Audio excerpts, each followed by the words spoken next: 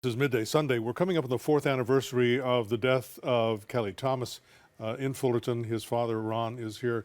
And just to clarify, it was a Freudian slip when I referred to the murder of Kelly Thomas. In fact, Manuel Ramos, who was one of the now former officers, he was charged with second-degree murder. So, as you wish. We have here in Southern California, we've had two other young men who have been killed in use of force incidents.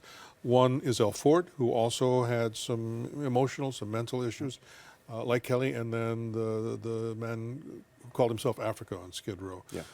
You've seen them both. What your reaction to those, especially since you talked earlier last year about carte blanche, police officers having just an opportunity to do as they wish?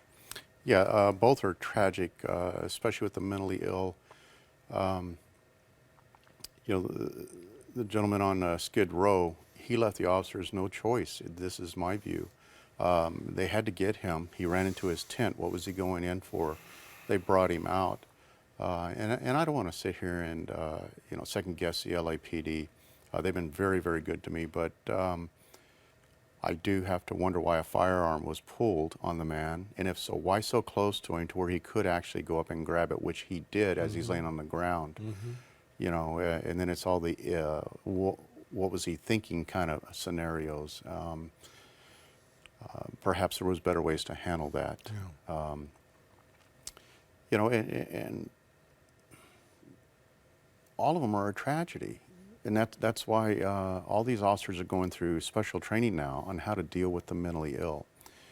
And in fact, NAMI, the National Alliance for the Mentally Ill from Los Angeles, has asked me to be one of their instructors to start instructing the LA County sheriffs and the LAPD officers on how to approach mentally ill people. And in fairness, we should point out that officers frequently do not have the appropriate training to deal with this.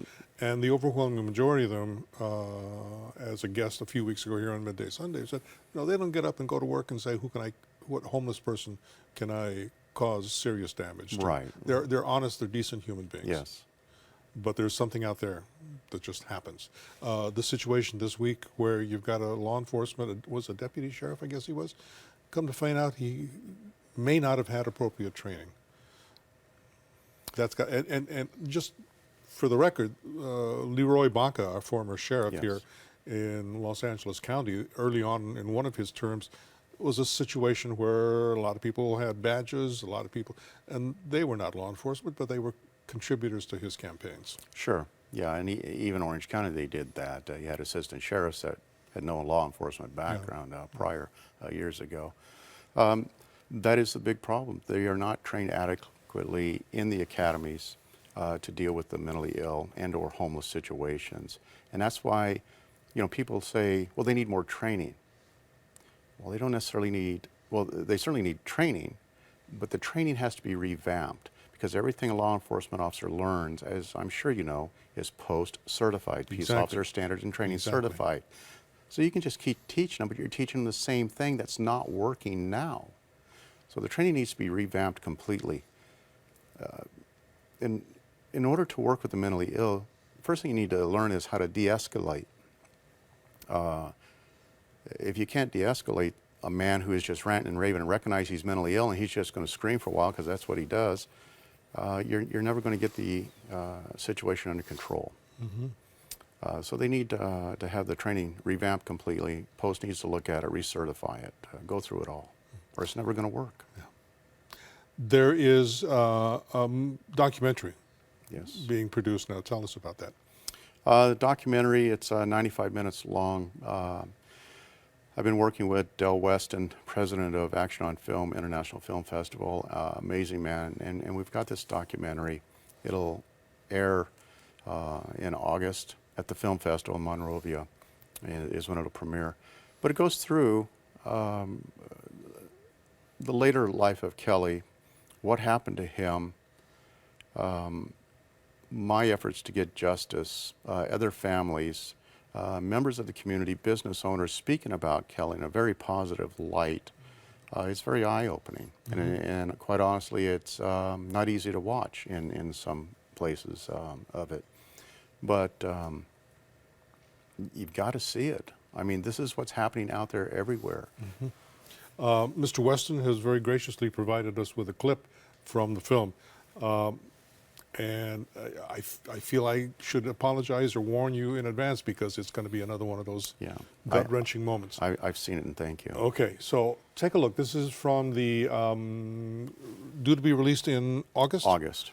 Murder in Fullerton. Take a look. On July the 5th, I think it starts way back. It starts way back with the Fullerton Police Department. Put your hands on your knees.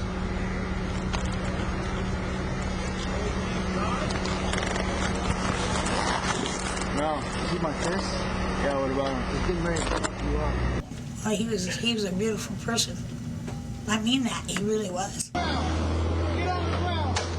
Tender, soft, you know, never rose his voice. There's fucking blood everywhere. Help me! Help me, God! Help me! Get him pulled up. Please, yes! Help me! I was astonished as I was looking back over some old notes. When paramedics showed up, Yeah. they were first directed at an officer, not at Kelly, not toward Kelly. Yeah, we refer that to Ramos's boo-boo, where he showed an elbow of a scrape, and he wanted that tended to first. The fire paramedic, a captain, he goes, "Well, who's this?" And Kelly was laying in the gutter, bleeding to death, nobody tending to him. And yet these officers didn't even get excessive force or neglect of any kind. They were just exonerated completely of doing the right thing. Just out of curiosity, did the captain treat Kelly first or Ramos first? He directed his men, upon seeing Kelly, he directed his men immediately to respond to Kelly. Another thing that needs to be said is that these are all split-second decisions that these officers are making. That would be part of the training, Yes. but still, there are those split-second decisions. You've faced them, I've faced them. How do we reconcile all of this? I know a lot of the training, I've gone through it myself, deals with role-playing, split-second decisions.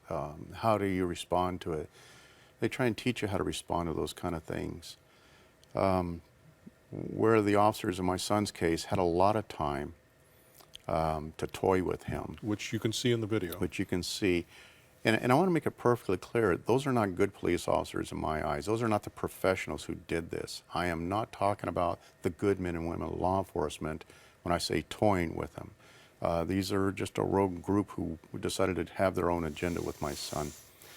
But the training needs to continue with role-playing split-second decisions, and I think possibly that the grading factor needs to be raised on this. Getting back to the movie, what do you hope to accomplish with that?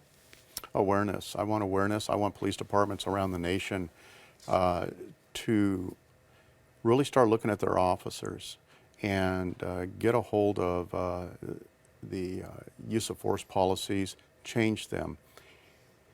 And I hold every sheriff and chief of police responsible, because they're at the top, for their personnel's actions.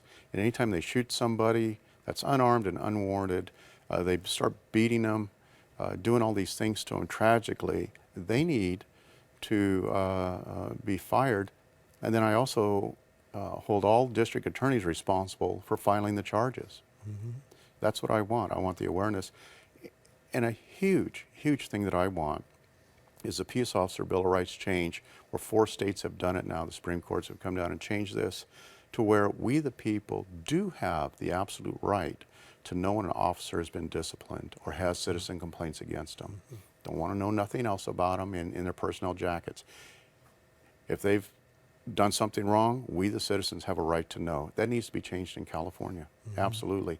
It would have made all the difference in the world in my son's case. We'll take one more break. Stay with us. We'll be back in about 2 minutes.